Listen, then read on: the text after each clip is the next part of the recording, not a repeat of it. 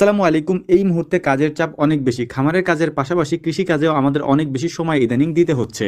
যেহেতু এখন পাটের সিজন, তাই আমাদের এদিকে যত কাজ থাকুক না কেন, সব কাজের মধ্যে সবথেকে বেশি কষ্টের কাজ হচ্ছে এই পাটের কাজ। অর্থাৎ এই পাটকে ঝাঁক দেওয়া, তারপর এই পাট থেকে খড়িগুলিকে বাছাই করে আলাদা করা এবং পাটের যে সোনালী আঁশটা আছে সেটাকে আলাদা করে সুন্দর করে ধুয়ে রোদ্রে শুকিয়ে বাজারজাত করা।